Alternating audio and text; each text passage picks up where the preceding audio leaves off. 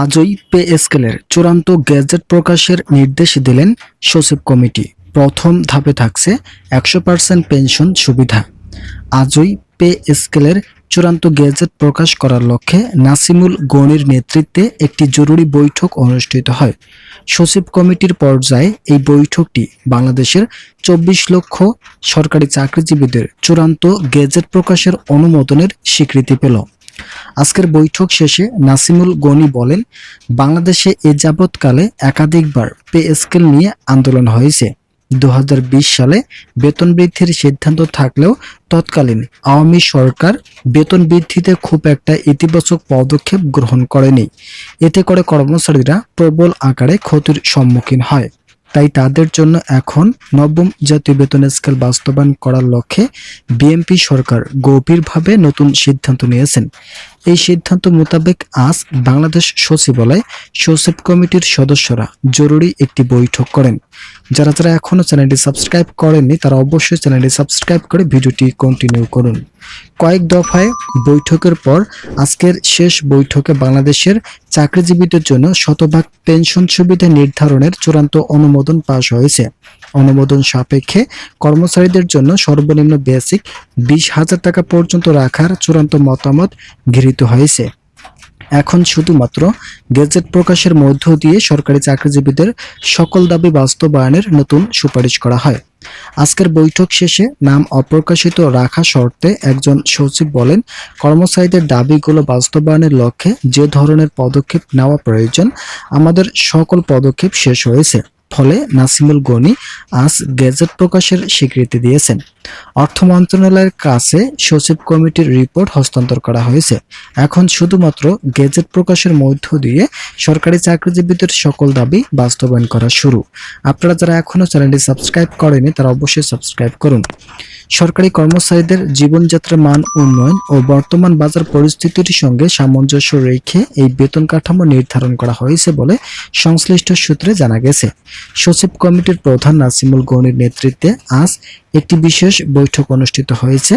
এই বৈঠকে নতুন পে স্কেলের যাবতীয় দিক নির্দেশনা চূড়ান্ত করা হয়েছে এবং প্রধানমন্ত্রীর কাছে বিষয়টি অত্যন্ত ইতিবাচকভাবে উপস্থাপন করা হয়েছে। নাসিমুল গনি জানিয়েছেন যে কর্মচারীদের প্রত্যাশা অনুযায়ী নতুন বেতন কাঠামো সাজানো হয়েছে, যা দেশের সার্বিক প্রশাসনিক গতিশীলতাকে আরও ত্বরান্বিত করবে।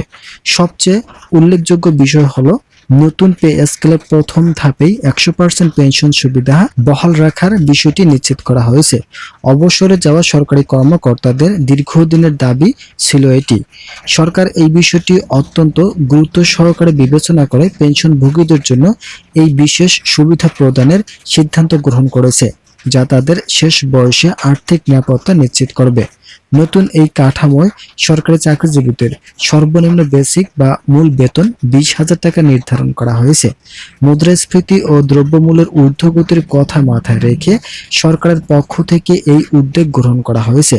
এই সিদ্ধান্তের ফলে নিম্ন ও মধ্যম স্তরের কর্মচারীরা অনেকটাই স্বস্তির নিঃশ্বাস ফেলতে পারবেন বলে আশা করা হচ্ছে। আপনারা যারা এখনো চ্যানেলটি সাবস্ক্রাইব করেননি তারা অবশ্যই সাবস্ক্রাইব করুন। নাসিমুল গনি আজ নতুন একটি ডেডলাইন ঘোষণা করেছেন, যার মধ্যে গেজেট প্রকাশের প্রক্রিয়া সম্পন্ন হবে।